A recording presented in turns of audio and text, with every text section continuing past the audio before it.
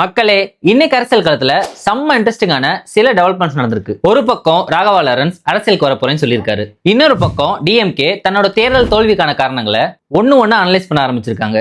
அதுக்கிடையில வெறும் மார்க்கெட்டிங்னு சொல்லப்பட்ட சிங்கப்பெண் special force தங்களோட ஃபர்ஸ்ட் அரெஸ்ட் பண்ணிருக்கு. வாங்க ஒண்ணு பார்ப்போம். ராகவா லாரன்ஸ் மக்கள்கிட்டயே நான் அரசியலுக்கு வரவா இல்லையான்னு கேட்டிருக்குது. இப்ப சோசியல் மீடியால ஒரு விவாதத்தை கிளப்பிருக்கு.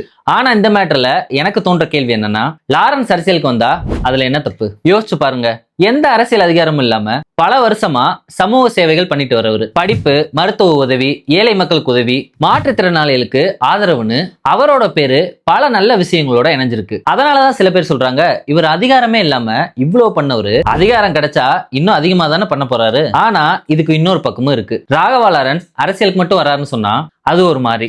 ஆனா தாவேகா சார்பா அதுவும் திருச்சி கிழக்கு மாதிரி ஒரு முக்கியமான தொகுதியில போட்டிடுறாருன்னு சொன்னா அது ஒரு விவாதத்தை கிளப்பதான் செய்யுது. ஏன்னா தாவேகா ஆரம்பிச்ச நாள்ல இருந்து திமுக தரப்புல இருந்து தொடர்ந்து வர ஒரு விமர்சனம் என்ன, இது அரசியல் இயக்கம் இல்ல, வெறும் திரை கவர்ச்சி, சினிமா புகழ அரசியலாக்குற முயற்சி அப்படிங்கிற லைன் தான். அப்படி இருக்கும்போது லாரன்ஸ் மாதிரி இன்னொரு பெரிய சினிமா முகத்தை நேரடியா களத்து கொண்டு வந்தா திமுகவுக்கு திரை கவர்ச்சின்னு சொல்ல இன்னும் வசதியா இருக்கும்னு சொல்றாங்க.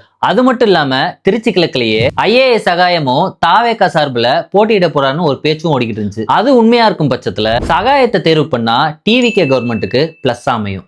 ஏன்னா அவரோட எக்ஸ்பீரியன்ஸ் டிவிகேக்கு ஒரு ஆடட் அட்வான்டேஜா இருக்கும். மக்கள் கிட்டையும் நல்ல வரவேற்பு இருக்கும்னு நான் நினைக்கிறேன். இப்போ நீங்க சொல்லுங்க, லாரன்ஸா சகாயமா? ஆனா அதே நேரத்துல லாரன்ஸ வெறும் நடிகரா மட்டும் பார்க்க முடியுமான்னு ஒரு கேள்வி எழுது. ஏன்னா அவருக்கு இருக்கிற இமேஜ் வெறும் சினிமானால மட்டும் உருவானது இல்ல, சமூக சேவைகளும் அதுல ஒரு பெரிய பங்கு வச்சிருக்கு. அதனாலதான் சிலர் அவரை நடிகரா மட்டும் பார்க்க முடியாது, அவர் என்ன பண்ணிருக்கான்னு பார்க்கணும்னு ஒரு வாதத்தை வைக்கிறாங்க. உண்மையை சொல்லணும்னா திமுகக்கு இது ஒரு ஈஸியான அரசியல் தாக்குதல் பாயிண்டா மாறலாம். அதே நேரத்துல தாவேகா சகாயம் அவர்கள் நிறுத்தினா திரை கவர்ச்சி அப்படிங்கிற விமர்சனத்தை உடைக்க முடியும். ஆனா இப்ப மேட்டர் லாரன்ஸ் அரசியலுக்கு வராரா இல்லையாங்கிறது இல்ல, தாவேகா அவரை எப்படி பயன்படுத்த போகுது? ஒரு சமூக சேவகரா இல்ல ஒரு எதிர்கால அரசியல் தலைவரா? அதுக்கான பதில் தான் அடுத்த சில வாரங்கள்ல தெரிய வரும். இது ஒரு பக்கம் நடந்துட்டு இருக்க, இன்னொரு பக்கம் டிஎம்கே தோல்வியை பத்தி வந்த ரிவ்யூ ரிப்போர்ட்ஸும் பெரிய டிஸ்கஷனா மாதிரி இருக்கு. முதல்ல சோசியல் மீடியான்னு சொன்னாங்க, ஆனா ரிவ்யூ டீப்பா போக போக வேற ரீசன்ஸ் வெளியே வர ஆரம்பிச்சிருக்கு. ஃபர்ஸ்ட் டிஎம்கே என்ன சொல்லிக்கிட்டு இருந்தாங்க, இன்ஸ்டாகிராம் ரீச் கம்மி, டிஜிட்டல் கேம்பெயின்லாம் வீக்கு, சோசியல் மீடியால பின்னாடி போயிட்டோம்னு சொல்லிக்கிட்டு இருந்தாங்க. ஆனா டிஎம்கேவோட கள ஆய்வுக்குழு சொன்ன சில விஷயங்களை பார்த்தா கதை கொஞ்சம் வேற மாதிரி தெரியுது. ஃபர்ஸ்ட் டிஎம்கே கேம்பெயினுக்கு வருவோம். எலெக்ஷன் கேம்பெயின்ல டிஎம்கேவோட போக்கஸ் யாரு மேல இருந்துச்சு?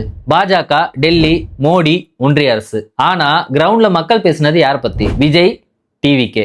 அத பல கேடர்ஸ் முன்னாடியே சொல்லியும் திமுக தலைமை அதை சீரியஸா எடுத்துக்கல அப்படிங்கிற விமர்சனமும் இப்ப வந்திருக்கு. ஆனா அதை விட இன்ட்ரெஸ்டிங்கான விஷயம் என்ன தெரியுமா, மக்கள் கிட்ட ரீச் ஆகும்னு லான்ச் பண்ண சில முக்கிய வெல்ஃபேர் ஸ்கீம்ஸ் கூட எல்லா பயனாளிகள் கிட்டையும் சரியா ரீச் ஆகலங்கிற ஃபீட்பேக் ரிவ்யூ டிஸ்கஷன்ல வந்திருக்கு. குறிப்பா மகளிர் உரிமை தொகை திட்டம், இதுதான் டிஎம்கேவோட பிளாக்ஷிப் ஸ்கீம். 1 கோடிக்கு அதிகமான பெண்கள் பயனடைந்த திட்டம்னு கட்சி தொடர்ந்து சொல்லிட்டு வந்தது.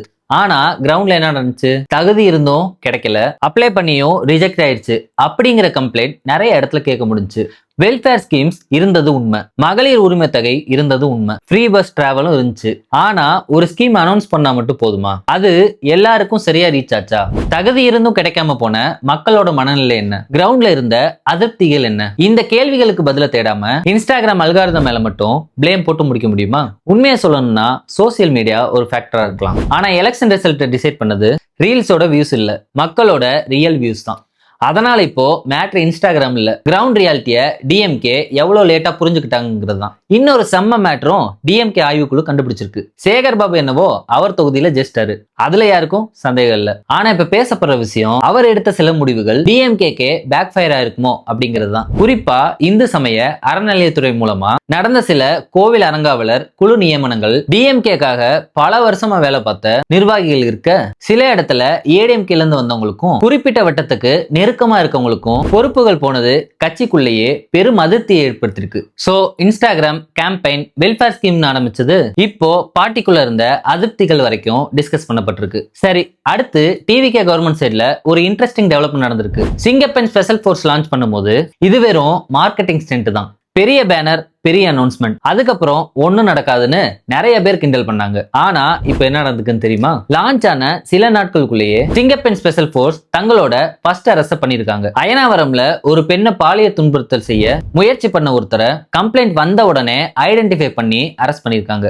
இப்ப இங்க முக்கியமான விஷயம், அரெஸ்ட் பண்ணப்பட்டவரு எந்த கட்சிங்கிறது இல்ல. அதை வச்சு பாலிடிக்ஸ் பண்றது ரொம்ப ஈஸி. ஆனா மக்கள் பாக்குறது வேற.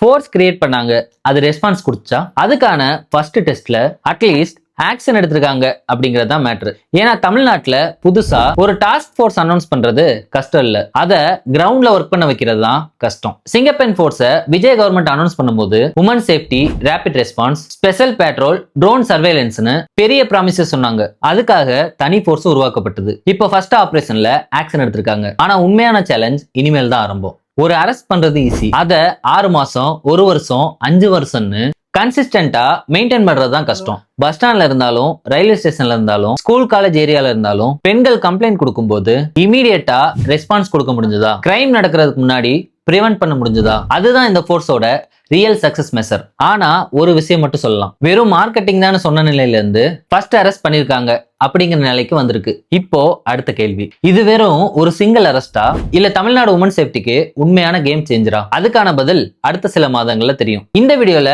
தமிழ்நாட்டில் நடந்த சில பொலிட்டிக்கல் டெவலப்மெண்ட்ஸ் பத்தி பார்த்தோம். இன்னொரு இன்ட்ரெஸ்டிங்கான வீடியோல பார்க்கலாம். இந்த வீடியோ பிடிச்சிருந்தா லைக் பண்ணுங்க, சப்ஸ்கிரைப் பண்ணுங்க.